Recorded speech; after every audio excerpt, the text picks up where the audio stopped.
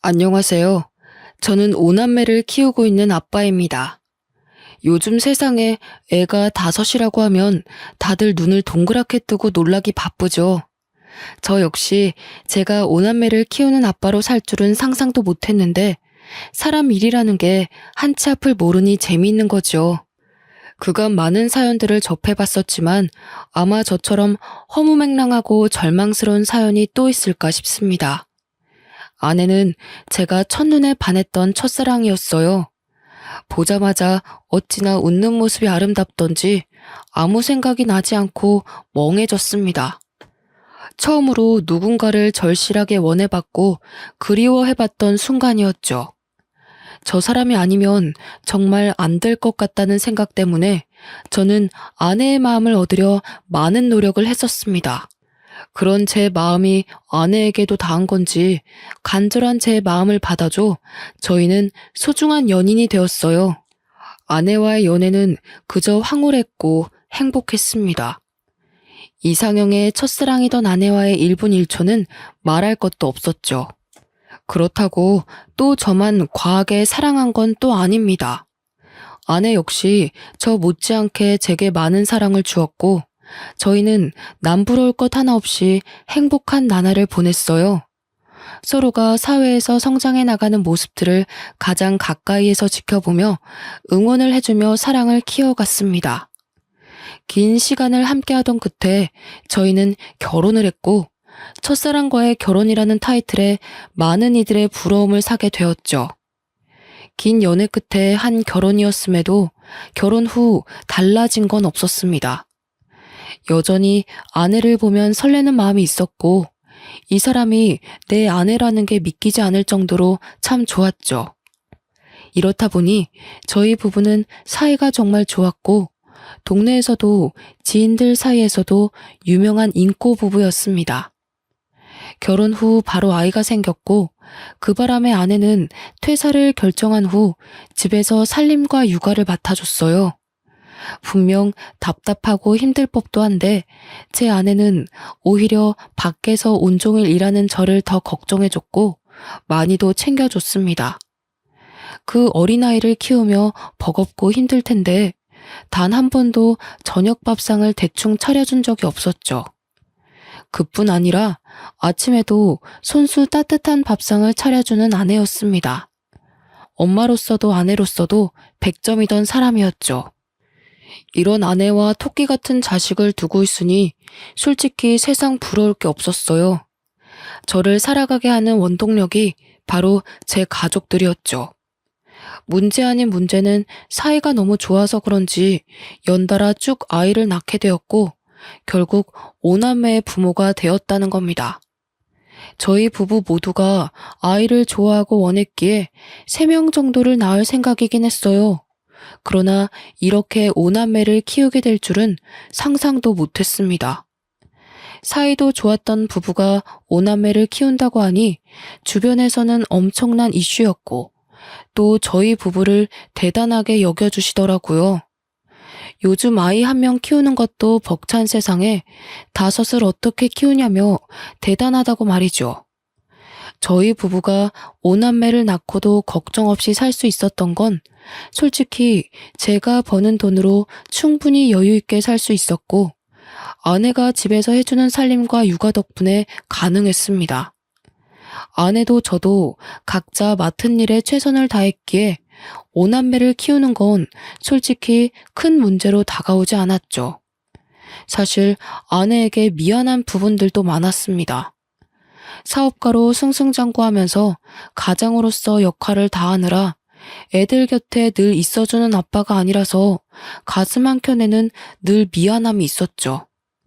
그런 저를 보며 아내는 늘 말해줬습니다. 여보, 요즘 왜 자꾸 말끝마다 미안하다는 말을 하고 그래? 진심으로 미안해서 그렇지. 5남매 키우는 것도 벅찰 텐데 힘든 내색 한 번을 안 하고 군말 없이 살림에 육아에 다 해주니까. 여보, 그렇게 따지면 당신도 쉴 수 있으면서도 안 쉬고 우리 5남매 안 굶기려고 휴무도 없이 일하잖아. 그냥 그렇게 생각해봐. 나도 여보도 각자 역할에 최선을 다하는 거라고 생각해봐봐.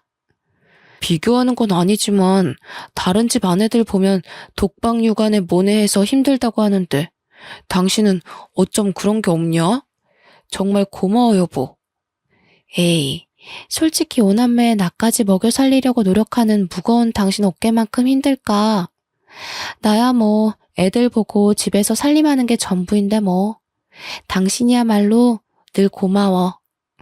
아내는 정말 외모만큼이나 마음씨도 훌륭했습니다. 이런 아내가 있으니 제가 더 열심히 할 수밖에 없었죠. 그렇게 아내와도 결혼 18년 차가 되었고 이맘때쯤 사업이 더 바빠져서 아내와 소통을 자주 못했습니다. 밤낮 없이 밀려오는 일들을 해결하는 게 꽤 힘들었어요. 이전에는 아무리 바빠도 아내랑 연락할 시간은 있었고 저녁에 잠깐이라도 집에 가서 밥 먹으며 가족들과 시간을 보내고 다시 나와서 일을 했는데 이제는 그럴 수도 없었습니다. 전국을 돌아다니는 일이 자꾸만 생겼고 마음이 쓰였죠. 아무래도 아내에게 아이들 전부를 맡겨두고 제가 자꾸 밖으로 도는 기분이 들었거든요. 아내는 괜찮다며 일이 바쁜 건 좋은 거라고 해줬지만 점점 지쳐가는 아내의 얼굴이 보였습니다. 저 없이 오남매와 사는 게 당연히 힘들 걸 알지만 변해가는 아내의 모습은 왠지 낯설고 생소했어요. 여보, 나야. 연락이 너무 늦었지? 미안해. 밥은 먹은 거야? 애들은 자? 응, 먹었고 다 재웠어. 정말 힘들었겠다. 미안해. 요즘 왜 이렇게 출장 갈 일이 생기는지 모르겠네. 애들은 별일 없지?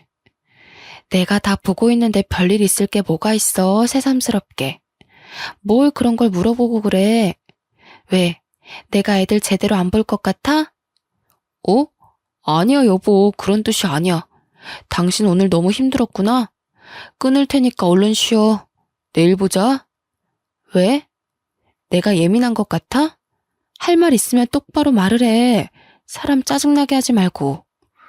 아니야 여보, 그런 거 아니라 요즘 나 바빠지고 나서 당신이 너무 힘든 게 느껴져서 마음이 불편해. 그냥 힘들면 힘들다고 말해줘 여보. 가정부나 시터를 고용하던가 뭔가 방법을 찾아보게. 내 살림은 내가 한다고 했지. 그리고 내 새끼들을 왜 남한테 맡겨? 내가 알아서 한다는데 왜 그러냐고 왜? 그래 알겠어 여보. 오늘은 우선 쉬고 내일 얘기하자. 한 번만 더 그딴 소리 해봐. 가만 안 둘 거야. 아내는 확실히 변했습니다. 아무리 화나는 일이 있어도 절대 소리치는 성격이 아니었는데 이때쯤은 조금만 뜻이 달라져도 막 소리를 지르며 사람을 당황시켰죠. 이런 아내의 달라진 모습이 화가 나는 게 아니라 너무 미안했습니다. 오죽 힘들었으면 18년 만에 처음으로 저런 모습을 보일까 싶었거든요. 이런 아내의 변화는 그저 제 마음을 아프게 할 뿐이었고 어떻게든 가정에 소홀하지 말자는 생각을 했습니다. 그래서 저는 그 바쁜 와중에도 무조건 지방에 갔다 와도 집으로 돌아왔고 집에서 보내는 시간을 많이 만들려고 노력했어요. 아무래도 제가 집에 있으면 오남매가 아내를 귀찮게 하지 않으니 쉴 수 있었죠. 전 아내에게 그런 쉼의 시간을 주고 싶었고 제 마음이 닿은 건지는 모르겠지만 제가 집에 있으면 아내는 늘 안방에 들어가 침대에 누워버렸습니다. 그런 모습에 내심 서운할 때도 있었지만 얼마나 지치면 그럴까 싶어서 아무 말도 하지 않았어요. 18년차 부부라고 하기에는 저희 부부는 아직도 서로 조심하는 부분들이 많았습니다. 18년차가 되면 어느 정도 서로 편해지기도 하고 각자 사생활을 존중해주는 부부들이 많지만 저희는 그렇지 않았죠. 그래서 주위에서 이런 말도 많이 들었습니다. 첫사랑과 결혼하면 18년이 지나도 설레냐는 둥, 여전히 아내가 그렇게 좋냐는 둥 말이죠. 그런데 꼭 첫사랑과 결혼해서 그런 것 같지는 않고 제가 아내를 위하는 마음이 크다 보니 조심스러웠고 그런 제 마음을 아내도 따라줘서 가능했던 것 같습니다. 어떤 문제도 없이 평탄하게 달려온 결혼 생활은 갑작스럽게 금이 가기 시작했어요. 아내가 이상하게 점점 집안일에 소홀해지는 게 느껴졌죠. 처음에는 대수롭지 않게 여겼습니다. 그러나 상황은 정말 심각했어요. 하루는 일을 하고 있는데 애들 학원에서 전화가 온 겁니다. 아, 네. 여보세요? 유니, 미니 아버님 맞으시죠? 네, 맞는데 누구시죠? 아, 네, 아버님. 여기 유니미니 학원인데 어머님이 오늘 픽업을 안 오셔서요.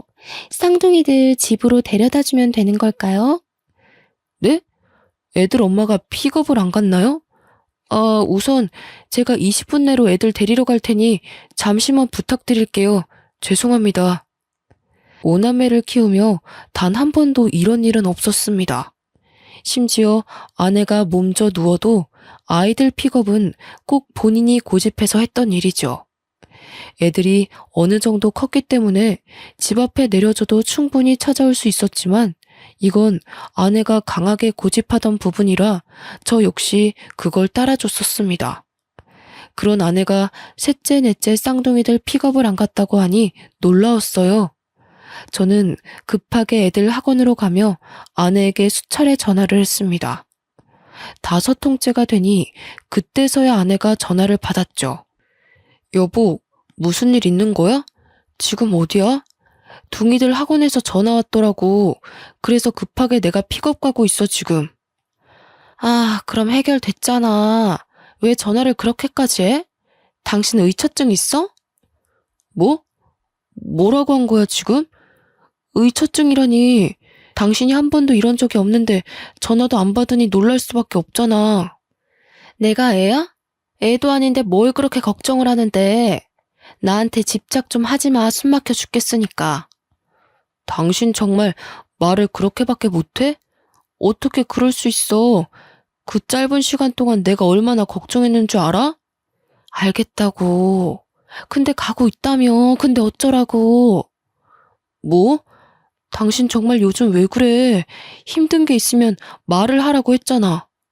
당신이 말하면 내가 안 들어주는 것도 아닌데 왜 자꾸 삐딱하게 나오는 거야? 아, 됐어. 그냥 나도 좀 놀고 싶고 쉬고 싶어서 그래. 됐니? 그냥 냅둬. 내가 알아서 할 테니까. 그런 무책임한 소리가 어디 있어. 당신이 놀고 싶고 쉬고 싶으면 애들 케어를 누가 해? 그러니까 내가 애들 시터 고용해서 맡기자고 했는데 그것도 싫다며. 그래놓고 애들 내팽개치고 놀고 싶다는 말이 나와? 더 할 말 없으니 그만 좀 떽떽거려. 짜증나 죽겠네. 이날은 결혼 생활 중 가장 잊을 수 없는 날로 기억되었습니다. 한 번도 못 본 아내의 여러 모습을 봤던 날이었죠. 급한 대로 애들을 픽업해 집으로 간 후 저는 생각이 많아졌습니다. 그제서야 바빠서 제대로 직면하지 못했던 집안 꼴이 보였어요. 늘 아이들 먹거리와 간식거리, 그리고 밑반찬으로 가득 차 있던 냉장고는 텅텅 비다 못해 음료수와 인스턴트로만 가득 차 있더군요. 그뿐 아니라 집안 상태는 엉망이었고 설거지는 가득했습니다. 그걸 하나하나 치우며 가까이에서 보니 집안 상태는 최악이었어요.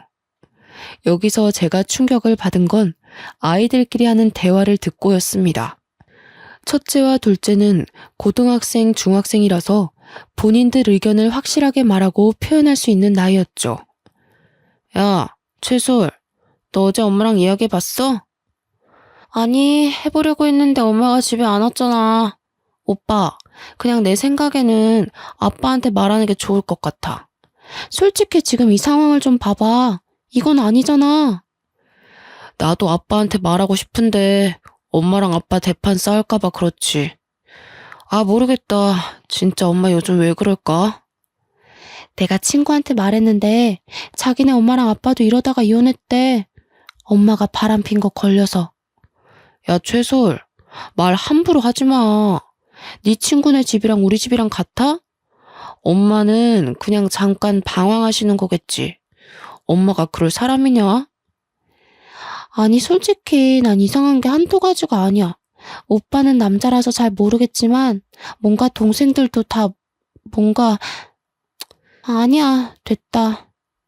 첫째와 둘째의 대화는 머리를 한 대 얻어맞은 것처럼 충격적으로 다가왔습니다.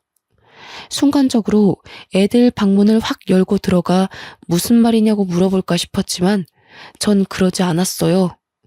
제 머릿속이 너무 복잡해서 이것들을 정리할 시간이 필요했죠.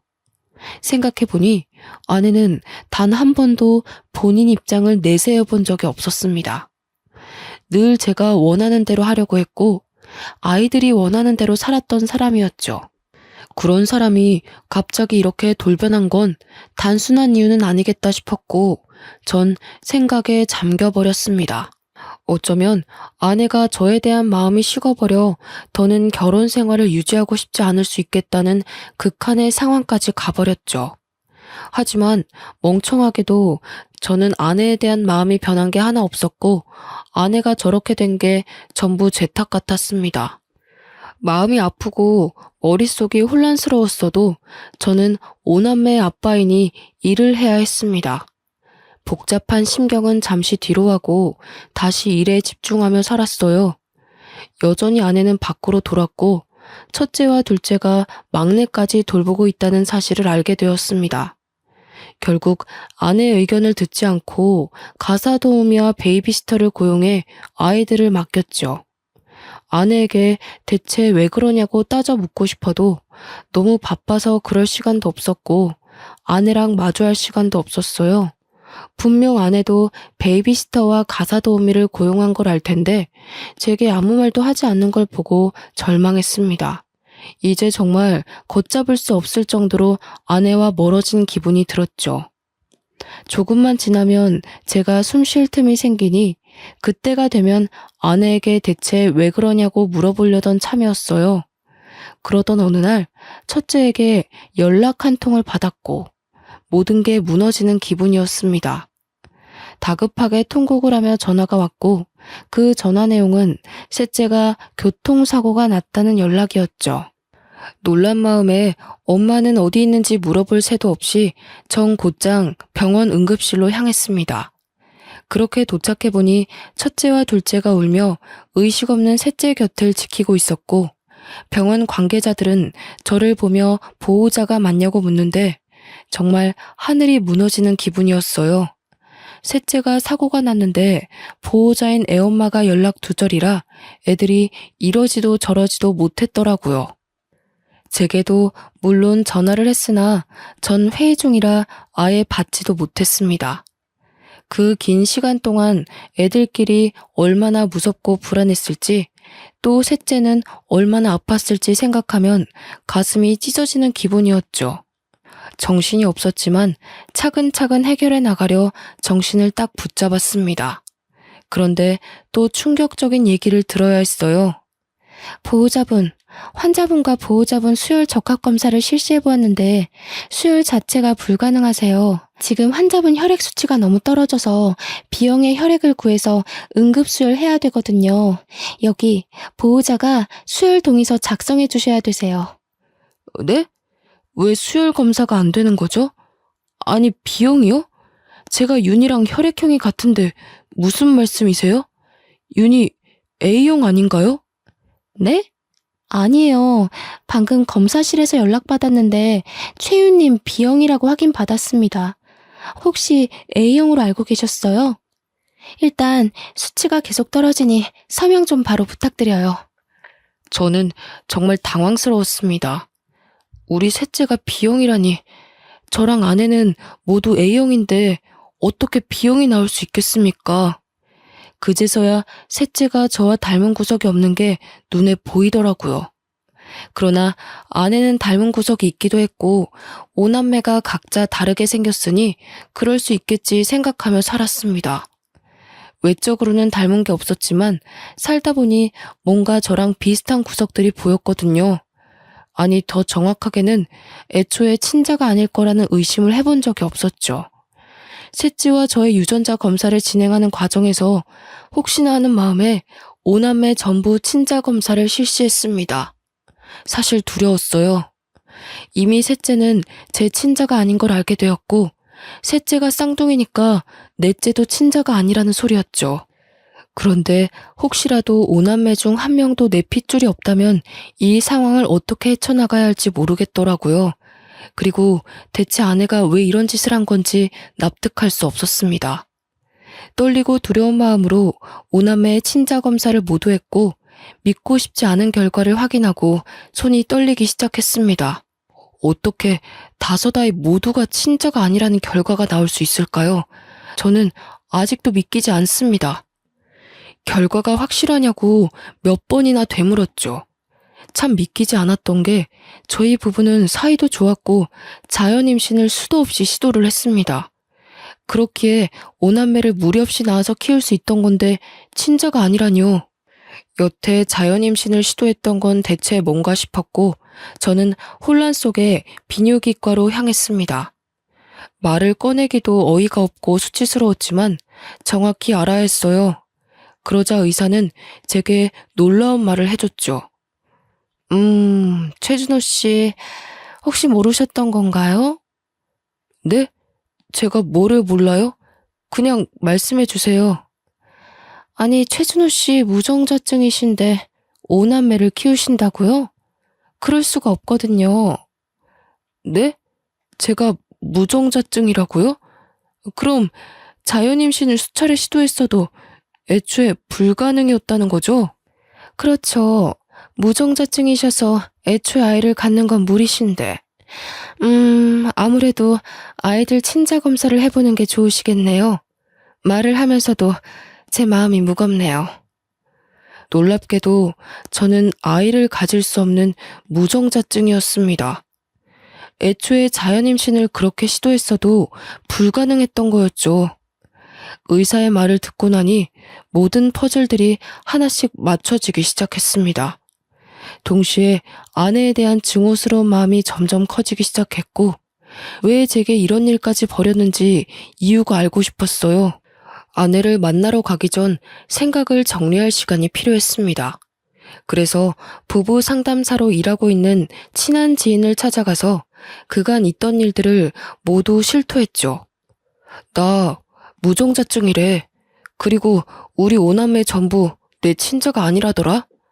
이번에 셋째 교통사고 나서 수혈을 해야 했거든. 그래서 내 피 주려고 병원에 말했더니 친아빠가 맞냐고 하더라.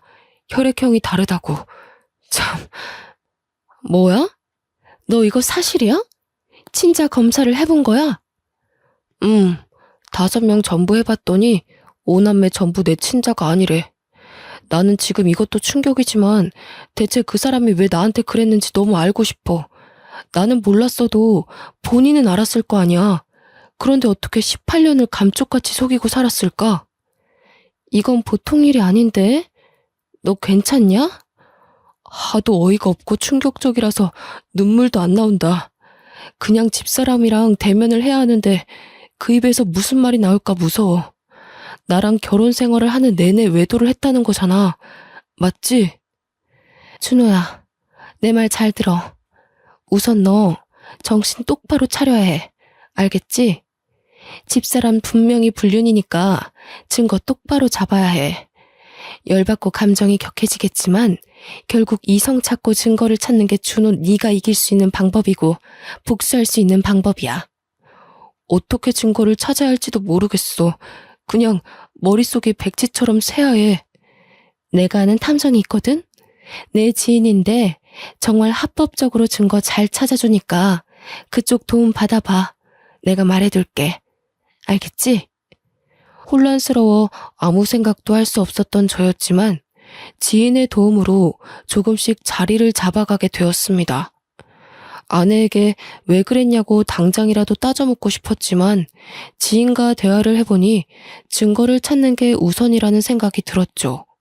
그래서 열받고 분하지만 증거를 찾을 때까지는 입을 다물고 있기로 했어요.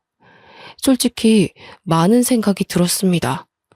오남매 모두 아빠가 다른 건지 아니면 다 같은 아빠인 건지 이것조차 알 수 없는 상황이니 미치고 팔짝 뛸 노릇이었죠. 그렇게 하루하루를 애타며 그 결과를 기다렸고 드디어 아내의 화려한 비밀을 알게 되었습니다. 아마 제 사연을 읽는 분들도 많이 놀라실 텐데 차분히 말해볼게요. 아내에게 상간남은 총 4명이었습니다. 여기서 멈추지 않았던 충격은 이 4명의 상간남들이 전부 저희 집 맞은편 아파트에 살고 있었죠. 결국 애 5을 키우는 애엄마가 한 동네에서 5살림을 하고 있었다는 말인데 전 정말 쓰러질 뻔했습니다. 얼마나 간이 크면 어떻게 이런 짓까지 할 수 있었을까요? 더군다나 애들과 같이 사는 이 동네에서 그러고 싶었을까요? 증거를 찾아다 주신 탐정이 제게 이런 말을 했습니다. 제가 탐정일 10여 년 동안 하면서 이렇게 미친 여자는 처음 봅니다. 애엄마가 집 앞에서 5살림을 차린 건 진짜 처음 봐서 제가 며칠 내내 주의 깊게 본 거였거든요. 제가 착각했을까 봐요. 정말 5살림 맞나요? 증거를 받긴 했는데 아니 상식적으로 믿기지가 않아서요. 별꼴 다 보는 저도 황당한데 얼마나 놀라셨겠어요. 다른 거 다 필요 없고 얼른 이 증거로 상간남 소송 싹 다 해버리고 이혼하세요. 저 여자는 고쳤을 것도 없어 보입니다. 본인의 일이 저렇게 불륜 저지르는 사람들 증거를 찾아주는 일이지만 이런 수준은 처음 봤다며 많이 놀라더군요. 그 놀라는 모습을 보고 있자니 제가 더 마음이 불편했습니다. 탐정이 힘들게 찾아준 4명의 상간남 머리카락을 저희 자식들과 친자 검사를 실시했습니다. 어이가 없어서 말이 나오지도 않았어요. 이 상간남들이 전부 우리 5남매 친부들인데 하나같이 모두 화려하더군요. 첫째 아들의 친부는 우리 집 앞집에 살고 있던 노총각이었죠. 앞집에 사는 사람이라 한두 번 마주친 게 아니라 더 소름 끼쳤습니다. 심지어 우리 첫째랑도 마주친 적도 있었고 놀이터에서 노는 저희를 보며 애가 참 잘생겼다고 놀아준 적도 있었어요. 지금 와서 생각해보면 저랑 애만 빼고 둘은 아주 스릴 넘치는 짓거리를 하며 그 더러운 관계를 유지했더라고요. 첫째 친부의 정체를 알고 나자 온몸에 힘이 빠졌지만 아직도 들을 상간남들이 너무 많이 남아서 멍하니 들었습니다. 둘째 딸아이는 우리 집 윗윗집에 살고 있는 60대 유부남이라고 하더군요. 이 집은 제가 또 잘 알아서 눈물이 날 것 같았습니다. 60대 부부가 참 열정이 넘쳤고 자주 마주치게 되어 저희 집에서도 그 집에서도 함께 술자리를 자주 가졌었죠. 제가 형님, 형수님 하며 깍듯하게 대했고 서로 참 잘 지냈는데 어떻게 이런 일이 생길 수 있는 건지 모르겠더라고요. 심지어 아내가 둘째 임신했을 때 그 형님과 형수님이 저 대신 아내를 잘 챙겨주셔서 비싼 선물도 자주 해드렸었습니다. 그런데 지금 와서 보니 형님은 지혜를 임신한 아내를 챙겼던 거였죠. 저와 형수님을 제대로 기만한 거였습니다. 세상에 믿을 사람 하나도 없다지만 어떻게 이런 일이 있을 수 있을까요? 저는 둘째 친부의 정체를 듣고 참았던 눈물이 쏟아졌고 멘탈이 무너졌습니다. 더는 버틸 수 없었고 듣고 싶지도 않았죠. 그러나 너무 야속하게도 들어야 했고 알아야 했습니다. 셋째, 넷째, 우리 쌍둥이들 친부는 맞은편 아파트에 살고 있는 20대 건장한 청년인데 아마 눈마저 어떻게 불륜을 저지르다 애가 생긴 것 같았습니다. 그러다 관계가 유지가 되었던 것 같았죠. 이쯤 되니 아내의 능력에 무한한 박수라도 쳐주고 싶더군요. 마지막 우리 막내 친부는 아파트 헬스장에서 만난 30대의 몸 좋은 트레이너였는데 이건 제가 이어준 사이 같아서 절망했네요. 아내가 체력적으로 많이 힘들어하고 애들 보느라 답답해하는 게 마음이 불편해서 아파트 상가에 있는 헬스장이라도 가라고 돈까지 쥐어줬거든요. 가기 싫다는 아내에게 꼭 가서 운동하라며 다그쳤죠. 아내가 우울증이 올까봐 어디라도 나가서 조금 움직였으면 하는 마음이었는데 거기서 트레이너랑 눈이 맞아 막내가 태어날 줄은 몰랐죠. 노총각의 60대 유부남의 20대 청년의 30대 트레이너까지. 한 동네에서 이렇게 바람을 피는 것도 아주 대단하다 싶었습니다. 능력이 아주 좋은 거겠죠? 저는 자리를 깔아줘도 못할 것 같았거든요. 눈이 확 뒤집혔고 충격을 너무 많이 받아서 말도 제대로 못하고 있었는데 아내가 집으로 왔습니다. 한동안 외박도 말없이 하고 집안일은 아예 손을 떼버렸고 애들도 제대로 보지 않았죠. 아내가 오면 다툴 게 뻔했고 이 놀라운 사실을 애들이 듣기는 원치 않았습니다. 혹시 몰라 이웃집에 나눠서 애들을 맡겨뒀고 불 꺼진 집에 조용히 앉아있으니 아내가 놀라서 먼저 말을 하더군요. 아, 깜짝아. 뭐야, 집에 있으면서 인기척도 안 내고 불은 왜 다 끄고 있어? 애들은. 이게 뭐냐? 당신 눈으로 직접 봐봐. 아주 재밌던데? 뭐야? 당신 나 미행이라도 한 거야? 어떻게 이 사진들이 다... 내가 시간이 남아 돌아? 이딴 더러운 짓 하는 아내 미행이나 하고 다니게? 너 정말 화려하더라. 너무 더러워서 말도 못 꺼내겠다. 노총각의 60대 유부남의 20대 남자의 30대 트레이너까지. 당신 대단하더라. 여보, 그게 내가 다 설명할 테니까 기회를 줘. 응? 무슨 설명이 필요해. 애 5을 낳은 엄마가 한 동네에서 5살림을 하고 있었는데. 안 그래? 나 하나만 좀 물어보자. 나한테 대체 왜 그런 거냐?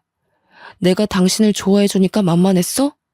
난 좀 머저리 같으니까 남편으로 두고 당신은 욕구 풀고 다닌 거야? 여보, 정말 그런 거 아니야. 웃기지 마. 뭐가 아닌데 대체. 애가 5인데 내 친자식이 한 명도 없다는 걸 어떻게 받아들일까? 어? 너는 내가 가만 안 둘 거야. 날 기만한 죄도 있지만 5남매들 인생도 꼬이게 한 죄값 내가 받게 해줄 거라고. 애들이 당신 실체를 알아봐. 얼마나 충격 먹겠냐? 어? 나도 애들이 누구 애인지 몰랐다고. 한두 명이어야 나도 계산하지. 한 명도 당신 친자가 없는 건 나도 몰랐다고. 아, 물론 섞인 건 알았지만 진짜 몰랐다고 나도. 미친 소리 하고 있네. 당신이 사람이냐? 짐승이지. 입이라도 다물고 있어. 추하다 당신. 아내와 대화를 했지만 역시 말 같지도 않은 소리를 하며 저를 더 열받게 했습니다. 애들 아빠가 섞인 건 알았지만 누가 누구 아이인 줄 몰랐다는 말을 듣고 충격을 받을 수밖에 없었죠. 거기다가 친자가 하나도 없을 줄 몰랐다는 말에 전 기함을 토했습니다. 더는 아내를 상대하고 싶지도 않았고 저는 정신을 바짝 차리고 아내에게 복수를 했어요. 저렇게 개념 없는 아내에게도 약점이란 게 있었습니다. 바로 교수인 장인과 교감인 장모였죠. 워낙에 엄격하신 분들이라 이 사실을 알면 제가 뭘 하지 않아도 난리가 날 걸 알고 있었고 그걸 노렸어요. 장인 장모님께 드릴 말씀이 있어서요. 거두절미하고 이 사진들 좀 보세요. 자네 지금 이게 뭐 하는 겐가? 갑자기 찾아와서 무슨 이런 흉측한 사진들을. 이거 지금 우리 아영이가 맞나? 어? 바른 대로 말해보게. 네, 맞습니다. 저희 동네에서 5살림을 하고 있었더라고요. 우리 첫째 아빠는 앞집 총각이고 둘째 아빠는 윗윗집 60대 유부남입니다. 그리고 둥이들 아빠는 맞은편 아파트 20대 남자고 막내는 아파트 헬스장 30대 트레이너예요. 한마디로 제 자식은 하나도 없다는 말입니다. 뭐야? 이게 사실인가 자네? 네, 사실이죠.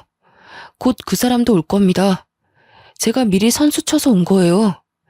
제가 이걸 보여주니 미안하다고 비는 것도 아니라 뭐라는 줄 아세요? 애들이 섞여 있는 줄은 알았지만 누가 누구애인지는 몰랐다고 하던데요. 심지어 제 친자식이 아예 없을 줄은 몰랐다고 변명까지 했습니다. 이런 망할 것 같으니라고. 당신 뭐해? 당장 전화해서 집으로 튀어오라고 해. 안 그래도 전화 중이에요. 모든 얘기를 듣고 증거들을 본 장인 장모는 난리도 아니셨죠. 교육자 집안에 이런 오점은 있을 수 없다며 아내를 호적에서 파내고 쫓아냈습니다. 아내가 와서 빌고 또 빌었지만 어느 정도 수준이 돼야 용서도 해주는 것이라며 이 정도 수준은 용서조차 구하는 것이 잘못이라고 하셨죠. 역시 제가 본 장인 장모님답게 팔이 안으로 굽지 않고 현명하게 대처를 해주셨어요. 장인 장모의 돈이 없으면 갯불도 없는 아내이기에 아내는 빌고 또 빌어야 했습니다. 그럼에도 불구하고 장인 장모는 아예 아내를 쳐내버렸고 저 역시 법적 대응을 시작했죠. 이 시간이 제게 너무 힘든 시간이었는데 장인 장모가 수없이 찾아와 사죄했습니다. 아내를 잘못 키웠다며 너무 미안하다고, 사위 인생 박살내서 면목이 없다며 참 마음이 아플 정도로 우셨습니다. 아내가 정신을 못 차리니 두 분이 부모인 죄로 대신해서 사죄를 하고 싶다고 하셨죠. 사실 두 분 잘못이 뭐가 있겠습니까? 저 역시 두 분께는 악감정은 없었기에 그만하셔도 괜찮다고 늘 말을 했습니다. 아내와 법적으로 다투던 것들이 이혼뿐 아니라 많고 다양한 상간남 소송을 전부 하고 있었고 양육권 문제도 있었죠. 사실 제 친자는 하나도 없는 우리 오남매는 아내가 키우는 게 맞긴 합니다. 그러나 저런 능력도 없는 아내에게 오남매를 보내고 싶지 않았어요. 애들 미래가 어떻게 될지 뻔히 보였습니다. 거기다 아무렴 키운 정이 있고 내 새끼들로 여태 키웠는데 친자가 아니라고 해도 도저히 오남매를 버릴 수는 없었습니다. 그래서 제가 오남매를 키우기로 했고 법정에서도 경제적 능력이 있는 제 손을 들어줬습니다. 여기서 오남매의 의견도 물어봤는데 어느 정도 사실을 알게 된 오남매 모두가 저와 함께 살고 싶다고 의견을 냈죠. 긴 싸움 끝에 아내에겐 위자료를 받고 이혼을 끝냈고 상간남 소송도 전부 승소해 위자료를 아주 두둑하게 챙겼습니다. 우픈 얘기지만 상간남이 많으니 위자료만 해도 억소리가 나더군요. 거기다 아내는 제게 오남매 양육비를 매달 줘야 했기에 막막할 겁니다. 경력 단절에 능력 부족인 아내가 무슨 일을 할 수 있을까요? 큰 사건을 겪었고 슬픈 진실을 알게 되었던 저와 오남매는 오히려 이전보다 더 돈독해졌습니다. 누구 자식들인지 충격이 컸을 텐데 더 씩씩하게 지내줘서 참 고마운 거 있죠? 아내와 살았던 기억을 전부 잊어내고 싶었고 5살림이나 차린 그 동네에서 오남매와 살기 싫었기에 저희는 기회 삼아 더 좋은 집으로 이사를 했어요. 이사 후 이모님들 도움을 받아서 살림과 아이들 양육을 하고 있지만 또 큰애들이 동생들을 잘 돌봐주기도 해서 저는 걱정 없이 돈을 벌고 있습니다. 그리고 끝까지 사죄하시던 장인 장모님이 아내는 버렸지만 오남매와 저를 놓지는 못하셨어요.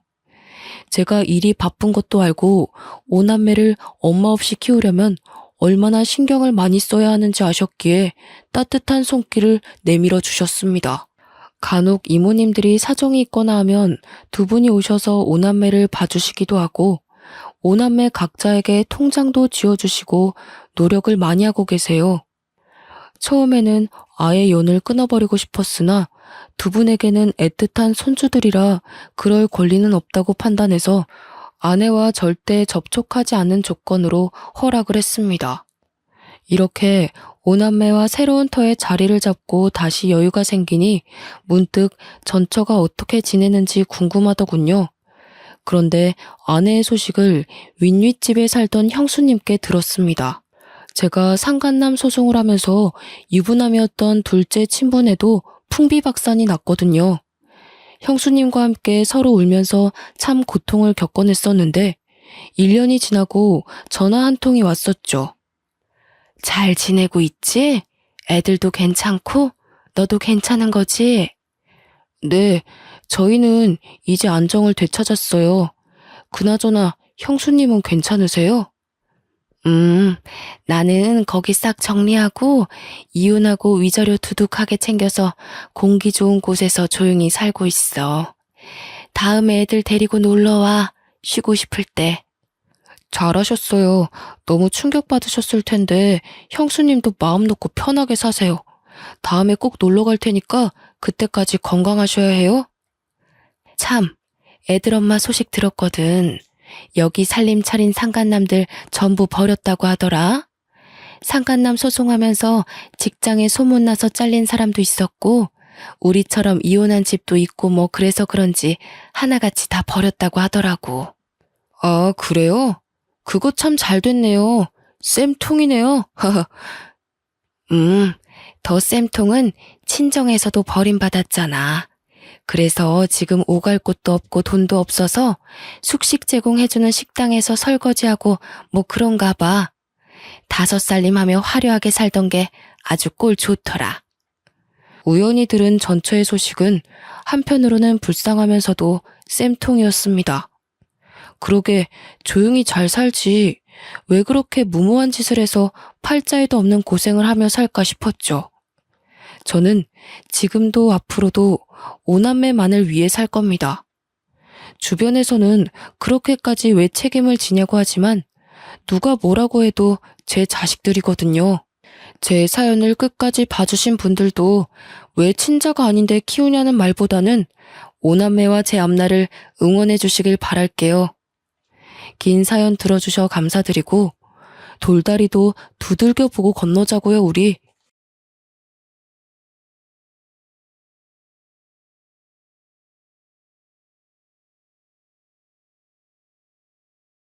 안녕하세요. 저는 30살 이혼녀입니다. 여러분들은 혹시 가방끈 길이에 대해 어떻게 생각하시나요? 다들 인생에 있어서 가방끈 길이가 많은 영향을 미치지 않았나요? 저는 대학생 때 임신해서 어린 나이에 결혼하고 결혼 생활 내내 학식 교양을 넘치도록 좋아하는 시어머니에게 미치도록 시달렸어요. 하지만 인생사 세옹지마라 할까요? 사랑하는 아이가 있었기에 저는 다시 일어설 수 있었답니다. 결혼에는 한 번 실패했지만 인생에는 실패하지 않은 제 이야기를 꼭 들려드리고 싶습니다. 제가 대학교 1학년 때 2년 선배였던 남편을 만났어요. 남편은 듬직하고 자상하고 유머 감각도 있어서 후배들에게 인기가 많았고 저는 짝사랑하는 처지였어요. 남편이 제 첫사랑이었죠. 그냥 아는 사이로만 지내면서 고백도 못하고 눈치만 살피고 있었어요. 당시 저희 집은 2층 집에 살면서 1층에는 작은 식당을 하고 있었어요. 부자는 아니었지만 동네에서 그래도 입소문이 나 있었어요. 사람들이 저희 부모님을 법 없이도 살 사람들이라 부르곤 했죠. 부모님이 서로 존댓말을 쓰실 정도로 사이가 좋고 외동딸인 저를 끔찍이 아껴주며 키우셨어요. 저희 부모님이 뭐든 다 들어주는 부모는 아니었지만 저한테 필요하거나 제가 꼭 하고 싶다는 건 어떻게든 해주시는 분들이셨습니다. 어릴 적부터 크게 과외를 받거나 하지 않아도 성적이 좋았고 운동이든 뭐든 다 잘했어요. 승부욕이 있는 편이었는데 이상하게 물러터진 데가 있어서 친구들한테 뒤통수를 맞을 때가 있었어요. 저희 아빠를 닮은 거였어요. 저희 아빠는 예전부터 사람이 무르다는 소리를 종종 들었는데 저도 아빠의 그런 성격을 물려받아서 싫은 소리를 잘 못했어요. 그러다 결국 아빠가 친구한테 빚보증을 잘못 써서 우리 집과 식당 건물이 통째로 넘어가 버리고 말았습니다. 평생에 걸쳐서 마련한 재산을 홀랑 날려버린 거였어요. 저희 가족은 하루아침에 길바닥에 낳는 신세가 됐습니다. 빚 도촉장들로 가득 찬 지하방에서 나와 학교로 가는 심정은 처참했어요. 엄마는 남의 집 일을 하며 마음고생을 하느라 하루가 다르게 얼굴이 상하고 손이 거칠어지는 게 보일 정도였고 아빠는 집에 잘 들어오질 않아 만날 수도 없었습니다. 여태껏 열심히 살아온 두 분이 스스로에 대한 믿음을 잃고 모든 걸 포기할까봐 그게 제일 무서웠던 것 같아요. 친구들은 축제다 뭐다 밝고 행복하기만 한데 제 주위에만 회색 구름이 짙게 드리워 있는 것 같았어요.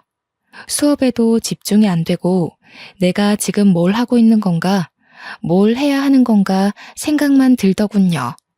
그러다가 어느 날은 학생회관 앞 자판기 앞에서 저도 모르게 쪼그리고 앉아서 무릎에 얼굴을 묻고 있었어요. 그때 누가 제 이름을 부르더군요. 고개를 들어보니 제가 좋아하던 선배가 거기 있었어요. 여기서 뭐 하냐면서 저를 벤치로 데리고 가서 따뜻한 코코아를 뽑아줬어요. 그리고 제 얘기를 들어줬습니다. 그때까지 누구한테도 힘든 내색을 하지 못했던 저는 쏟아내는 슬픔과 걱정, 억울함, 불안한 미래에 대한 막막함 같은 것들을 털어놨어요.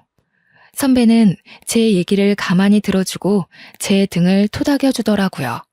그날 마셨던 코코아 맛이 오래도록 생각날 정도로 그날은 제 인생에서 가장 따뜻한 날 중 하나였어요. 그날부터 선배는 제가 밥을 먹었는지 또 혼자 축 처져 있진 않은지 저를 살피고 살뜰하게 챙겨주기 시작했습니다.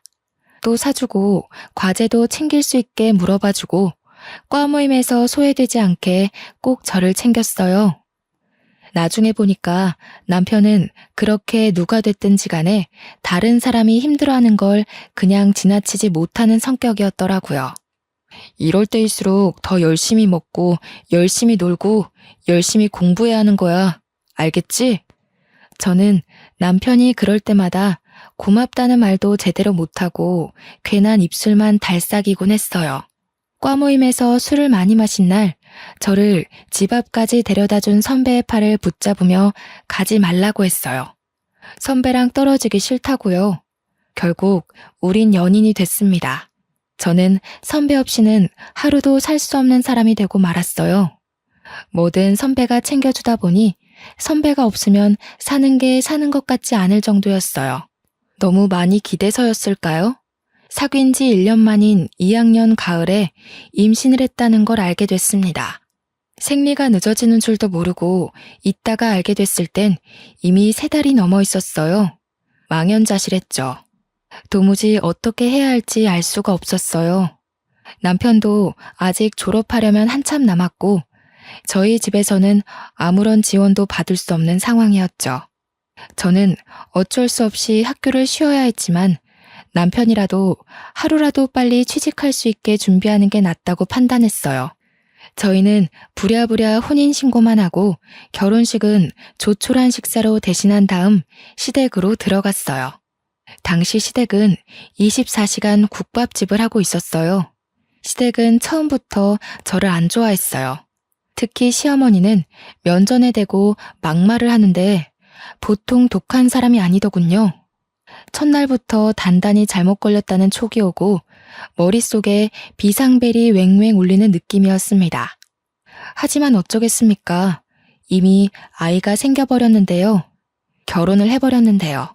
시어머니는 대놓고 저에게 우리 아들은 대기업에 들어가 앞길이 탄탄대로일 텐데 너 때문에 내 금쪽 같은 아들 발목이 잡혔다라고 했어요.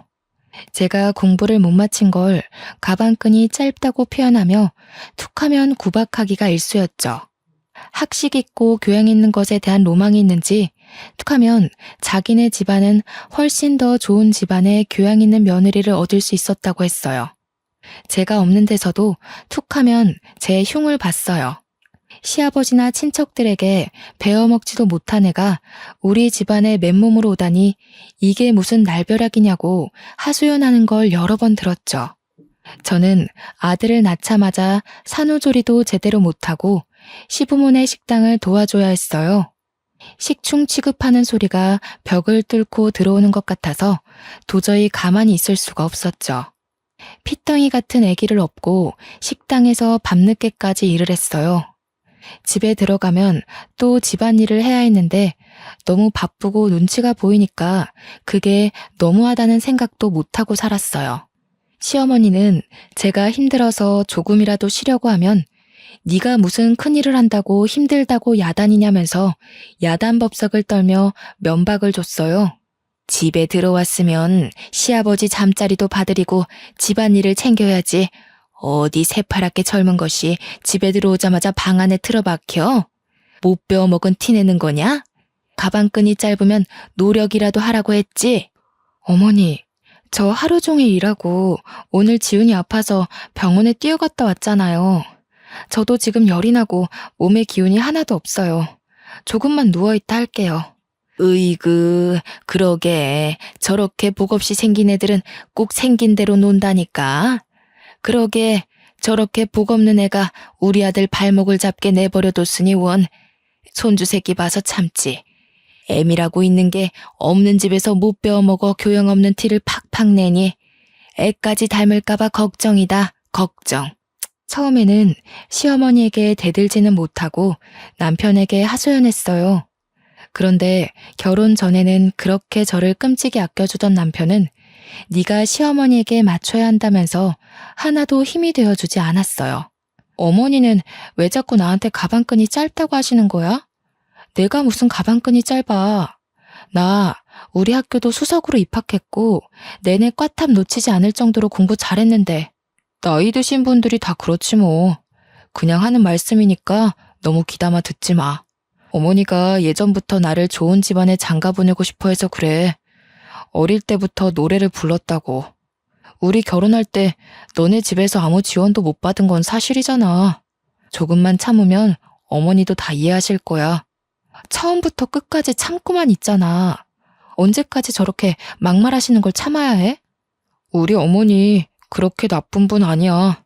두 아들 키우느라고 얼마나 애를 쓰셨는데. 네가 우리 집에 들어와서 그거 하나 이해 못 해줘? 가진 거 없이 결혼한 우리 탓이라고 생각해야지 뭐. 애를 나 혼자 만든 건 아니고 내가 학교도 못 마치고 결혼한 게 내 탓만은 아니잖아. 아기 가지고 결혼한 게 무슨 죽을 죄 지은 것도 아닌데 어머니는 무슨 나를 죄인 취급하시려는 것 같아. 아, 그러니까 조금만 참아보라니까. 예전에는 그렇게 따지는 성격 아니었잖아. 어른들 하시는 말에 왜 그렇게 말이 많아? 나 취직 준비하느라 스트레스 많이 받는 거 몰라? 취직 준비한다고 늦게 들어와서 식당 일도 안 도와주고 애도 하나도 안 보잖아. 아까 말했듯이 애를 나 혼자 만든 것도 아닌데 내가 왜 전부 다 뒤집어 써야 하는데? 뒤집어 씌운다니 무슨 말을 그렇게 해? 얘가 진짜 갈수록 말 조심해. 내가 나 혼자 편하자고 이 고생하는 거야? 다 너랑 우리 지훈이 데리고 잘 살아보려 그러는 거잖아. 안 그래도 힘든데 왜 너까지 찡찡거려? 취업 준비 때문에 힘들어 죽겠는데 여기서 뭘 어떻게 하라는 거야? 그래도 그때까지는 남편을 사랑했기 때문에 어떻게든 이해해보려고 했어요.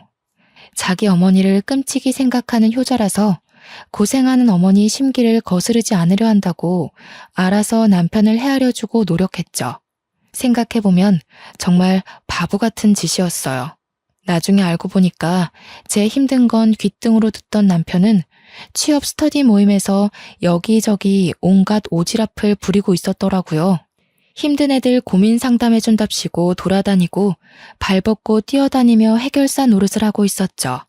저는 과 친구들과 연락이 다 끊겨서 몰랐다가 나중에야 그 사실을 알게 됐어요.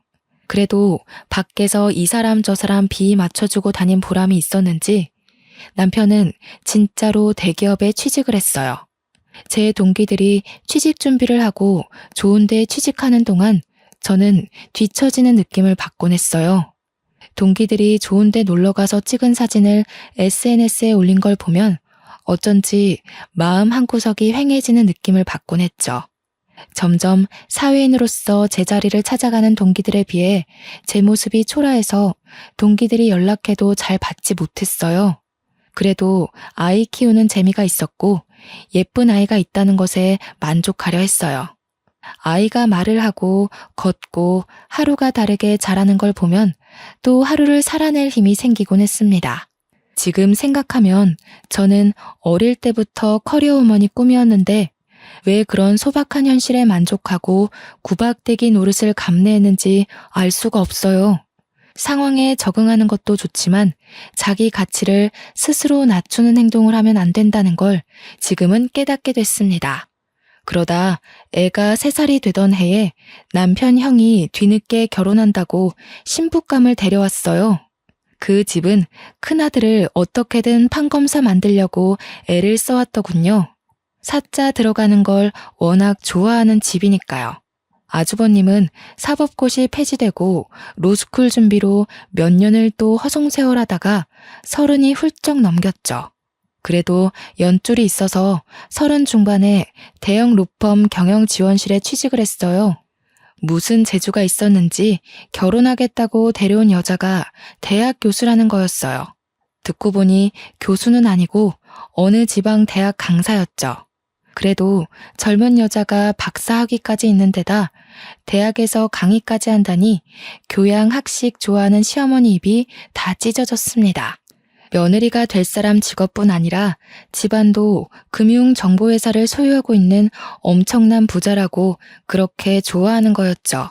예비 형님이 강의한다는 대학이나 그 집안이 운영한다는 금융회사나 저는 들어본 적도 없는 데였지만 그게 무슨 상관이겠습니까? 그렇게 돈돈거리는 집안이니 아주버님이 그런 집안 여자랑 결혼하는 게 어떻게 보면 당연한 일이었죠. 그 집안은 처음부터 돈을 아주 물쓰듯 쓰더군요. 한 번은 형님이 그냥 우리 집에 다녀왔는데 시어머니가 지나가는 말로 김치 냉장고가 오래됐다고 한 적이 있어요. 그랬더니 다음 날로 새 김치 냉장고가 배달되는 게 아니겠어요? 부자는 다르긴 다르구나 하면서도 참 씁쓸하더라고요. 그놈의 돈이 뭔지. 시어머니는 대놓고 큰며느리만 보면 뭐가 필요하다, 뭘 새로 사야 한다고 늘어놓았어요. 그리고 큰 며느리의 씀씀이에 비교해 저를 더욱 가차없이 깎아내렸습니다. 역시 대학에서 강의하는 사람은 다르다니까. 우리 큰며느리는 하고 다니는 것부터 말투까지 어쩜 저렇게 귀티가 나는지. 이번에 큰애가 바꿔준 소파가 이게 글쎄 이태리제 가죽이래요. 우리 큰아들이 판검사는 못됐어도 와이프 복은 있지 뭐냐. 내가 큰며느리만 보면 콧노래가 절로 나온다니까. 어머니 얼굴이 요즘 활짝 피셨네요. 그에 비해 작은 아들은 에휴, 도대체 좋은 대학 보내서 좋은 데 취직시키면 뭐하냐? 저런 여자랑 사는데. 죽 써서 개 줬지 뭐. 너 이태리제 가죽 만져봤어? 네 형님 덕에 여기 앉아볼 수 있는 걸 행운으로 생각해라. 저는 거기 앉을 시간도 없어요. 큰애는 이렇게 집안에 도움이 되는데 너는 도대체가 집에서 하는 게 뭐냐? 시집 올 때 땡전 한 푼 없이 왔으면서 제대로 하는 것도 하나도 없고 가방끈이 짧아서 그런가 염치 없는 것도 집안 내력인지. 애 키우는 게 힘들잖아요. 동서도 열심히 하는데 너무 그러지 마세요.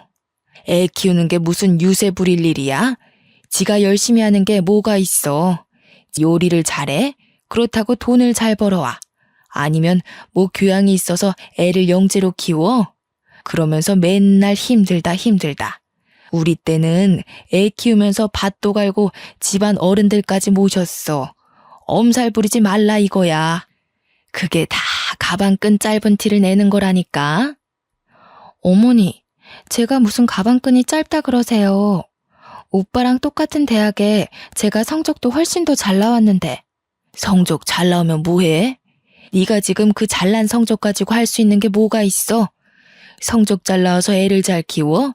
식당 일을 잘해서 장사가 잘 되게 해. 나가서 땡전 한 푼 벌어올 수 있어? 네 형님처럼 가서 대학생들을 가르칠 수 있어? 시어머니는 명절이나 집안 행사가 있을 때도 저한테만 일을 시켰어요. 큰며느리는 학생들 가르치느라 바쁘니까 집에 와서는 쉬어야 한다면서요.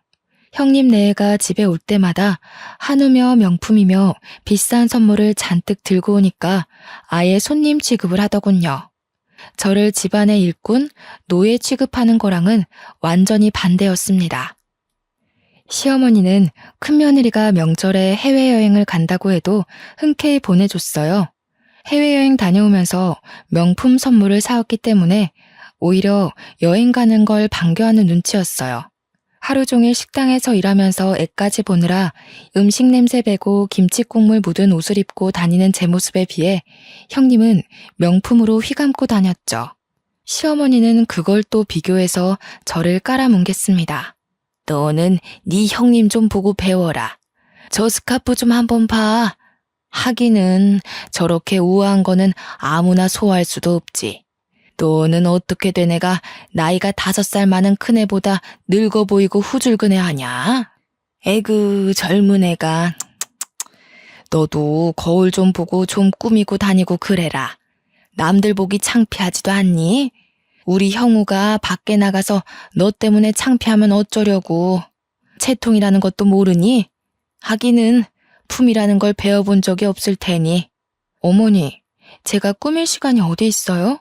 하루가 36시간이라도 모자란 사람이 저예요. 그리고 저번에 제가 5만 원짜리 윗돌이 하나 사왔다고 며칠 동안 뭐라고 그러셨잖아요. 옷도 못 사고 미용실 갈 시간조차 없는데 제가 무슨 재주로 꾸미고 다녀요.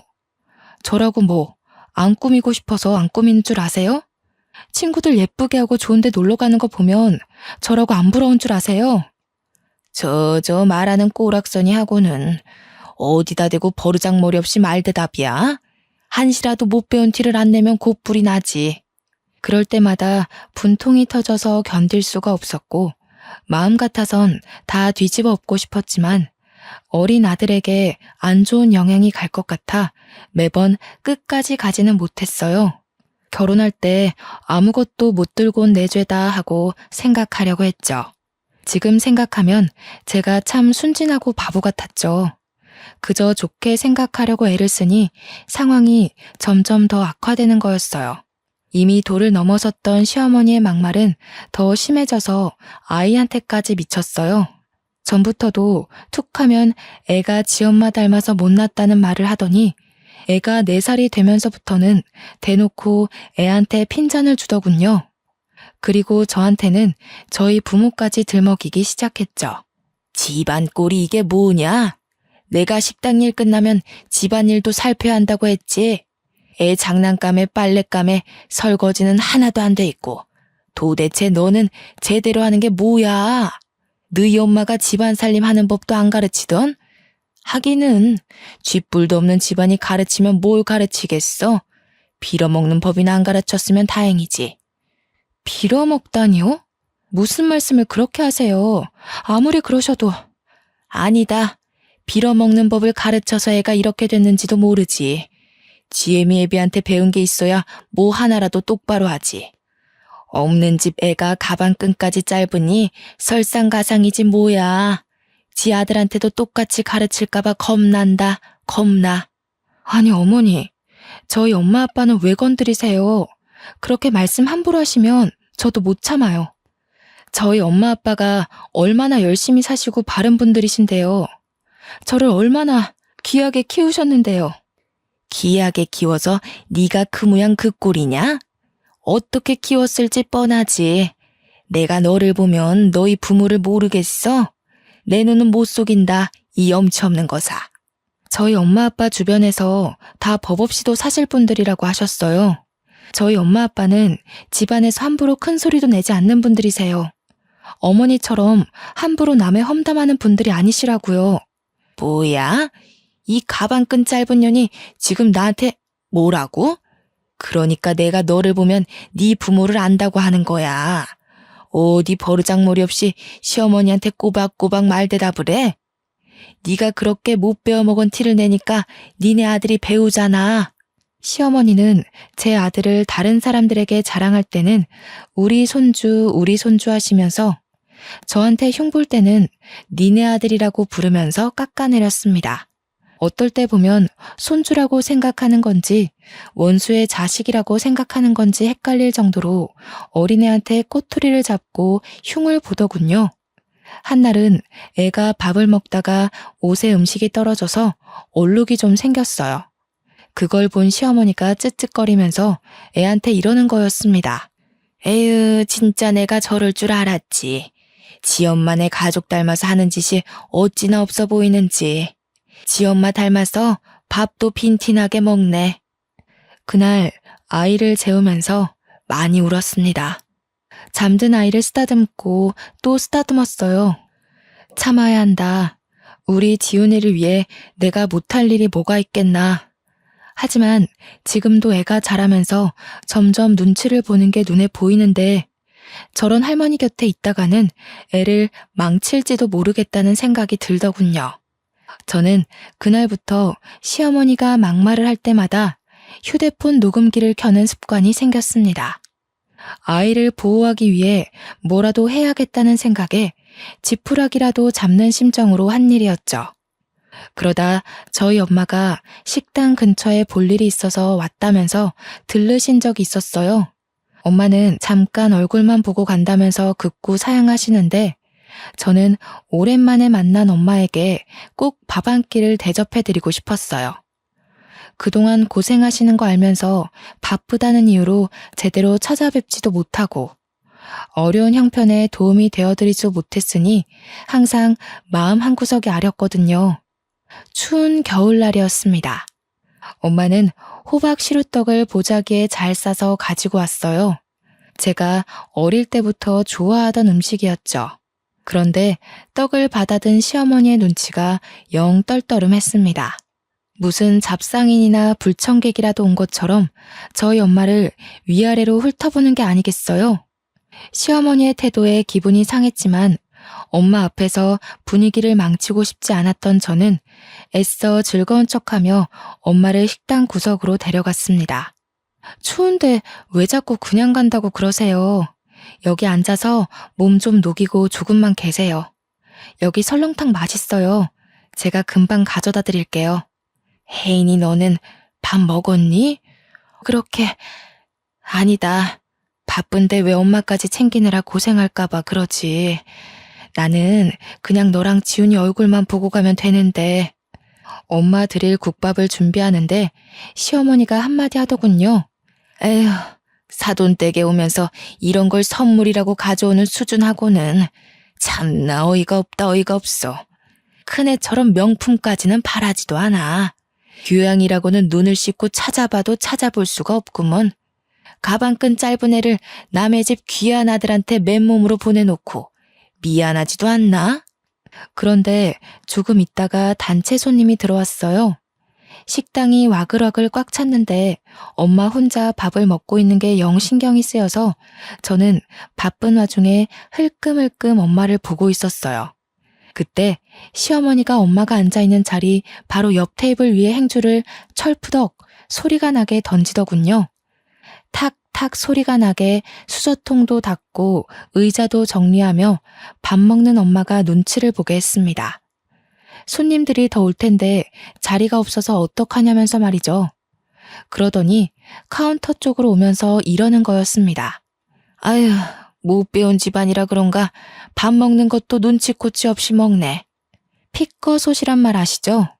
아무 말도 못하고 시어머니 하는 양을 겪는 줄로 보던 저는 말 그대로 피가 거꾸로 솟는 걸 느꼈습니다. 혹시 엄마가 들었을까봐 조마조마하면서 엄마 쪽을 쳐다봤어요. 다행히 엄마는 못 들었는지 아무렇지 않은 표정으로 밥을 마저 다 드시더라고요. 그날 저녁 빨래를 개고 있는데 시어머니가 안방에서 시아버지게 하는 말이 들렸습니다. 우리 엄마 흉을 보더군요. 큰며느리네는 좋은 식당을 예약해서 대접하는데 안 그래도 딸을 빈손으로 보낸 주제에 코딱지만한 식당에 와서 꾸역꾸역 밥을 먹고 있다면서요. 저는 개고 있던 수건을 그대로 팽개치고 방으로 들어왔습니다.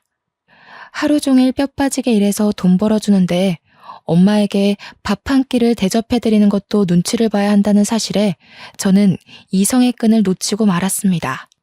그리고 밤늦게 돼서야 집에 들어온 남편에게 오늘 있었던 일을 말하면서 따졌습니다. 나를 무시하는 것까지 그렇다 치려 했지만 지훈이랑 우리 엄마 아빠한테까지 함부로 굴고 막말하는 건 못 참아.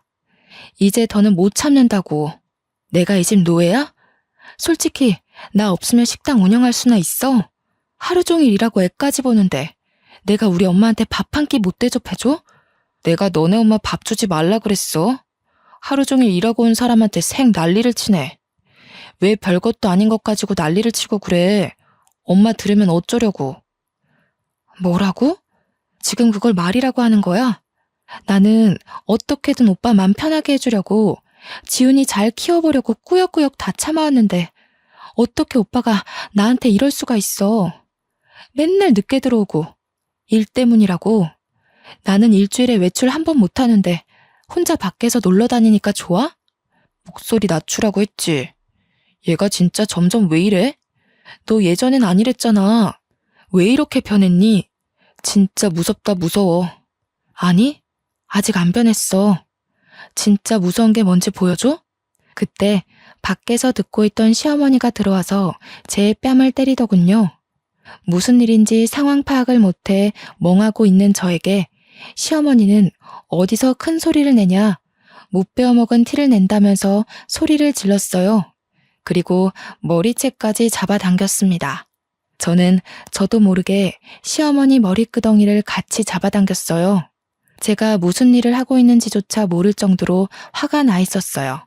그날 밤을 뜬 눈으로 지새운 저는 아침 일찍 짐을 챙겨 그 집에서 나왔습니다. 아들에게 한마디도 못하고 나오는 것이 걸렸지만 아들 얼굴을 보면 도저히 발이 떨어지지 않을 것 같았어요. 그 길로 저는 신림동 고시촌으로 들어갔습니다. 엄마 아빠가 보고 싶었지만 친정에 가면 두 분이 슬퍼하실까봐 도저히 갈 수가 없었어요. 고시원을 얻어 짐을 풀고 대학 때부터 고민만 하다 제대로 시작하지 못한 행정고시 공부하기 시작했어요. 아이를 낳은 뒤에도 미련을 못 버리고 있었기에 일사천리로 준비해 공부에 돌입할 수 있었습니다. 남들은 학생 때부터 죽어라 해도 어려운 공부를 몇 년 공백 끝에 시작하는 건 결코 쉽지 않은 일이었어요. 하지만 분노로 눈이 돌아버린 상태였기에 오히려 다른 거에 신경 안 쓰고 공부에 집중이 잘 되더라고요. 그때가 저희 부모님이 어렵게 빚을 갚고 돈을 모아 신림동에서 작은 식당을 다시 열었을 때였어요. 식당이라고 하기도 뭐할 만큼 허름한 곳이었지만 두 분이 다시 힘내서 마련한 자리였죠. 한날은 제가 모의시험 점수가 영 안 나와서 실망한 마음에 걸어 다니다가 저도 모르게 엄마 아빠 식당 쪽으로 걸어갔어요. 그전에는 혹시 눈에 뜨일까봐 그쪽으로는 가지도 않았거든요. 가게에 들어서자마자 엄마가 제 얼굴을 보시더니 저를 안고 막 우셨습니다. 저는 깜짝 놀랐어요. 엄마가 하는 말이 엄마 아빠가 못나서 네가 공부도 제대로 못 마치고 시댁에서 구박받고 산다는 거였어요. 저는 아니라고, 내가 악이 가져서 그런 거라고, 내가 실수해서 그런 건데 왜 엄마가 미안해 하냐면서 엄마랑 붙잡고 같이 울었어요. 그리고 그 집에서 나와 다시 공부 시작했다고 엄마에게 털어놨죠. 엄마는 깜짝 놀라더라고요. 그래도 그 집으로 다시 들어가라는 말은 절대 안 하셔요. 그날 저녁 고시원에 들어왔는데 아빠로부터 문자가 와 있었어요. 아빠가 미안한 게 참 많다고, 네 공부는 무슨 수를 써서라도 지원해 줄 테니까 아무 걱정하지 말고 공부에만 집중하라는 거였죠. 눈물이 핑 돌았어요. 열심히 사시다 그런 건데 엄마 아빠는 뭐가 그렇게 자꾸 미안하다고 그러시는 건지. 그리고 그런 생각이 들더라고요. 나도 열심히 하다가 그런 뿐이니까 나도 나를 탓하지 말자고요. 그리고 저는 무섭게 공부했습니다. 같이 공부한 애들이 뭐 먹으러 가자고 해도 저는 그 시간에 한 자라도 더 보려고 끼니를 대부분 김밥으로 때웠어요. 고시생들도 스트레스 푼다고 스터디원들끼리 술도 마시고 저희들끼리 친목도 다지고 그러거든요. 저는 도저히 그렇게 여유를 부릴 수가 없었어요. 집에서 절 찾고 있을 아들을 생각하면 1분 1초도 허투루 쓸 수가 없었죠.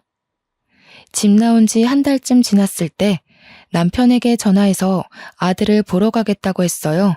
그때까지 전화고 문자고 다 무시하다가 연락을 하니까 남편이 왜 집에 안 오냐며 생 난리를 치더군요. 저는 밖에서 아이를 만나 피자를 사주면서 엄마가 지금 사정이 있어서 너랑 같이 살 수가 없다고 조곤조곤 말해줬어요. 아들은 저를 보자 눈물을 흘리더라고요. 그 어린 것이 소리도 못 내고 우는데 얼마나 가슴이 아프던지요. 지훈아, 엄마가 미안해. 정말 미안해. 엄마가 정말 열심히 해서 꼭 성공해서 지훈이 데리러 올게. 알았지? 약속. 이해하기 힘들었을 텐데 착한 아들은 그래도 고개를 끄덕여줬습니다. 그 뒤로 2주에 한 번씩 주말에만 아들을 만났어요. 시어머니는 주기적으로 저에게 전화해서 애 버리고 나간 년이 무슨 염치로 애를 만나냐면서 소리를 질렀어요. 애가 너 닮아서 못 배운 티 나는 집만 골라서 한다느니 애가 보면 볼수록 덜 떨어졌느니 하면서 아이 욕도 하고요. 애한테까지 인신공격하는 시어머니의 말을 저는 모조리 녹음해뒀습니다. 시어머니한테 구박받고 있을 아이를 생각하면 당장이라도 그 집에서 빼오고 싶었지만 지금으로선 내가 성공하는 것밖에는 방법이 없다는 걸 인정해야 했습니다. 정말 죽었다 생각하고 공부한 것 같아요. 그렇게 공부한 지 2년째 되던 해 결국 행정고시 재경직에 합격했습니다. 주변에서도 그렇게 빨리 합격하는 사람 처음 봤다면서 깜짝 놀라더군요. 공부를 늦게 시작했어도 빨리 합격했기 때문에 공무원으로 그렇게까지 늦은 나이가 아니었죠. 좋은 일이 하나 더 있었어요. 제가 공부한 지 1년쯤 지났을 때 아빠가 보증을 서줬던 친구가 돌아왔어요.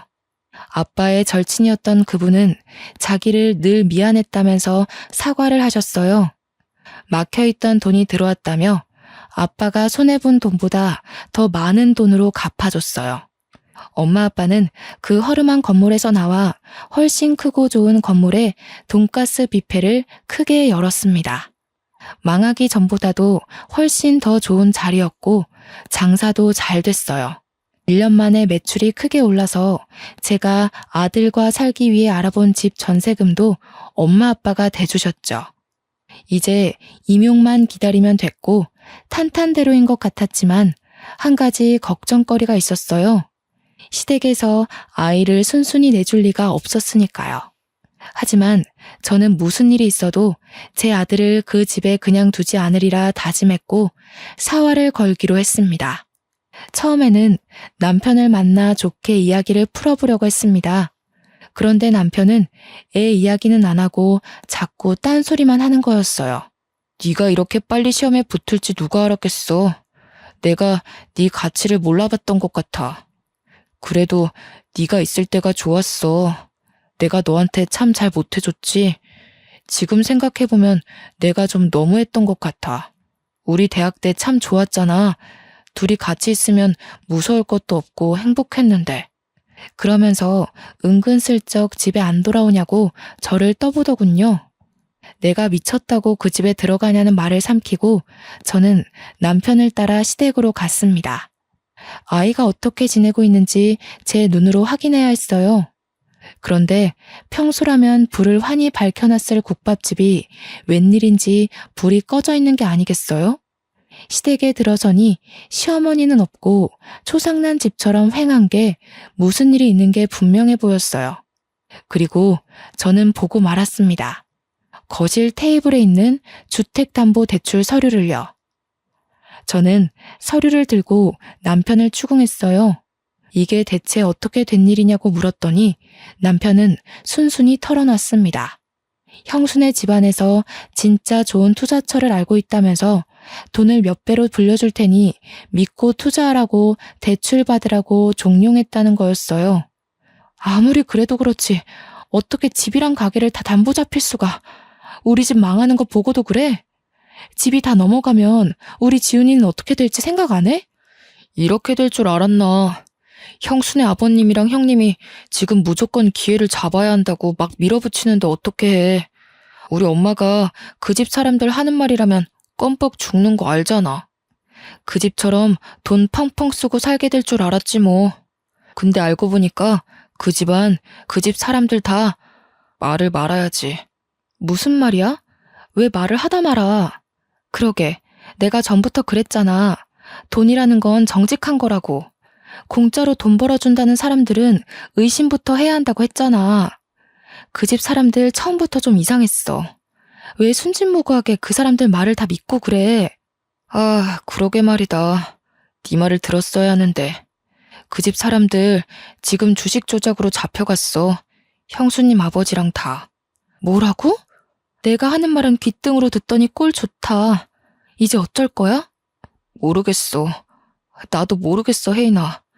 우리 이혼 다시 생각하면 안 될까? 지금 형이랑 형수도 이혼하는 판에 나까지 이혼하면. 집에 돌아가서 TV를 틀어보니 뉴스에서 형님네 집안에서 운영한다던 금융정보회사 이야기가 나오고 있더군요. 그 집 가족들 다 줄줄이 구속됐다는 거였어요. 그때가 또 한창 모 연예인의 박사학위 논문 표절 사건으로 떠들썩할 때였어요.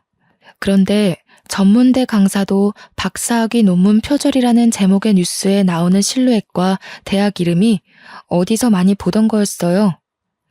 저는 형님이 강의한다던 학교 홈페이지에 들어가 봤습니다.